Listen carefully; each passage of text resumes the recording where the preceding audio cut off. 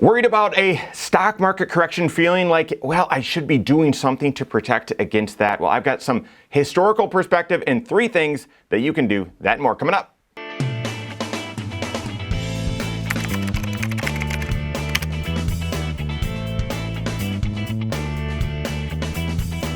My name is Mike Bernard. I'm the host of the Wise Money Show. I'm also one of the certified financial planners right here at Korhorn Financial Group. Make sure you hit that subscribe button, turn on notifications, and smash that thumbs up button. Not sure when you're consuming this content, but when I'm recording it, the market's had a good run thus far this year in an election year with all sorts of risks and perils.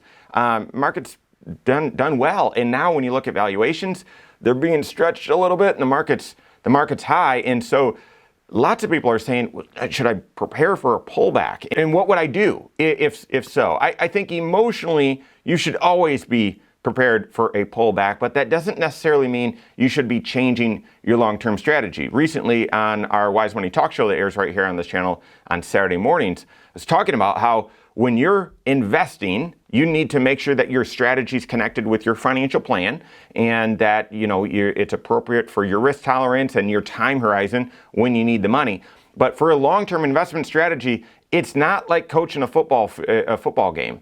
It's more like coaching a hockey team, okay? For football, when you've got the ball, you put certain players on the field, and they're all designed for offense. They have different roles and specialties, but you might even have a different coach calling the plays. But when you turn the ball over, when the other team has the ball, you change everything. You have different players out there. You have a different coach calling the plays. It's completely different.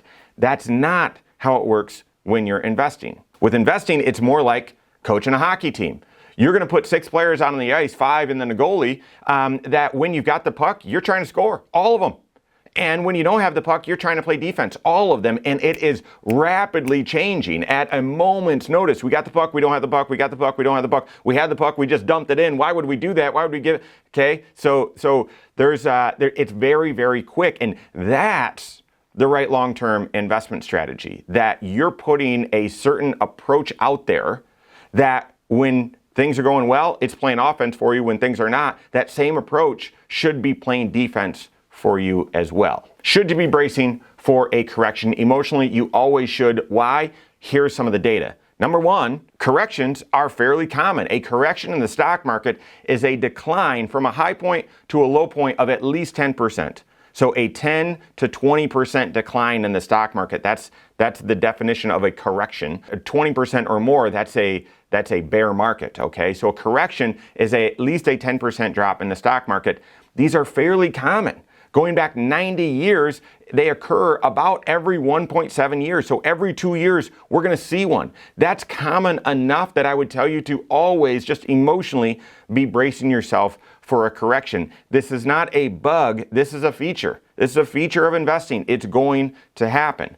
On average, out of these same 90 years, they take about 4 months to bottom, just over 100 days to bottom. So in like that entire process takes about 4 months. Well, then how long does it take to get back to where we were? On average, about 10 months. So this whole cycle, that whole thing is about a year. Okay, it's about a year. It's a normal occurrence. This is the risk that we all take as investors in order to receive the reward, the return. If there was no risk, there wouldn't be a return. There is risk, and therefore we get a return from it. Every day, no. Every month, no. Every quarter, no. Every year, no. But over time, that reward is there for that risk. One of my favorite charts to illustrate both this risk and reward is this one from JP Morgan's Guide to the Markets. What this shows is the gray bars show the total return of the S&P 500, so not a diversified portfolio, but the S&P 500 for each year going back several decades. But the red point, the red dot, is from a high point at some point in the year, to a low point. What was the size of that drop? You can see that the average is actually a 14% decline every single year. And you might say, wait a second, that's at odds with the data. The data said it's going to happen every 1.7 years. You're saying the average is 14%. I know some years it's only the only drop is 8% or something like that. So it's not every year, but when you look at the average, expect a 14% decline in any given year from a high point to a low point. And yet, going back to 1980, 33 out of those 44 years, so 75% of those years are positive. Despite those declines, it's positive. And if you get tripped up from those temporary declines, it's going to cause you to adjust your strategy and you won't be able to participate in as many of those 75% positive returns. Are you concerned about a market correction? I would tell you, be on guard. What should you do? Don't deviate from your long-term investment strategy. Don't deviate from your long-term investment strategy. If you're feeling that tug, that I need to do that or I should do that, work with your certified financial planner. As Kevin Korhorn says, run, don't walk to your certified financial planner's office and make sure that you're taking the right investment approach, that you have the right strategies, that the right players are on the ice to play offense and defense very quickly back and forth as needed, and that it's connected to your long-term plan. Your feelings might be, I think I'm taking more risk than I should be. I'm at retirement or I'm in retirement and I might be taking more risk. It also could just be, well, you've got too much emotion tied up in your investing. So number one, I would tell you, don't deviate from your long-term investment strategy, even if you're feeling concerned about a correction. That's one. Number two, make sure that investment strategy is diversified. Don't have all your eggs in one basket. That's obvious, but I would tell you, take it a step further. Have diversified strategies, investment strategies, because there are times when if you just say, well, I'm diversified. I've got a little bit in small cap, a little bit in mid cap, a little bit international. I've got a lot more in large cap. I've got it spread out. Well, there are times when all of those baskets will go down. Maybe not that at the same level, but there is more correlation today, meaning all those baskets are going to move in the same direction at the same time. That's more common today. We're more, it's more of a global economy. Things are more connected. So instead, do you have multiple strategies? And those strategies offer diversification. So that's the second thing I would tell you to do to help brace for a correction. Make sure that you've got multiple strategies and that you're diversified. Third, one of those strategies could be some hedging. Could be hedging against downside. Now, you don't want to have it such that your hedging gives away all of the upside, but you're probably going to limit a little bit of some of the upside to hedge against the downside.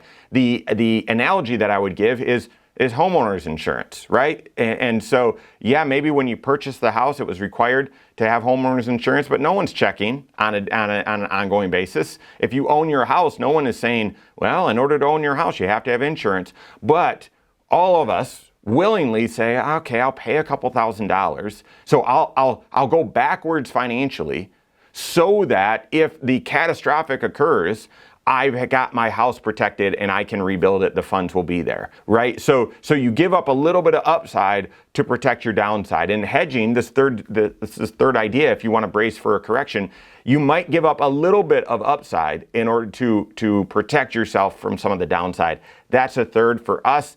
That's one of the strategies that we use for folks on an ongoing basis. That's some of the defense. If you're, again, going back to hockey, that maybe it's not the goalie, that maybe is one of the two defenders. And then third, another one is you could tilt your investments or make sure one of the strategies is designed for income. That it might go up and down with the overall markets, but if it's also paying a dividend or a higher dividend than even the S&P 500, maybe your overall total return is a little bit better. Even if the markets go down, you're getting some dividends that help offset some of those declines. So those are the 4 suggestions that I would have. If you're feeling nervous and bracing yourself for a market correction, don't deviate from your long-term strategy. Make sure that you've got the right one. Make sure you're diversified using multiple strategies. Maybe consider hedging and maybe consider some income producing. But the last thing that I would tell you to do is even during a correction, make sure that you're investing. Now, if you're in retirement, stay invested. But if you're still saving up for your future, these represent great buying opportunities that on average come around every 1.7 years. And your contributions over a 4-month time period are buying investments, buying stocks at temporarily depressed prices, on sale, lower prices.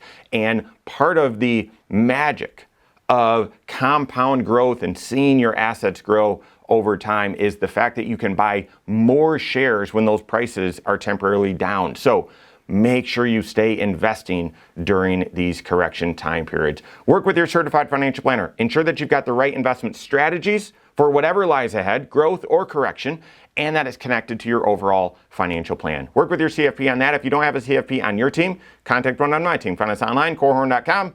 That's Korhorn with a K, wisemoneyshow.com. You can find us there as well, or send us an email, info@korhorn.com. All right, there you have it. Go out and take your next wise step in your financial life.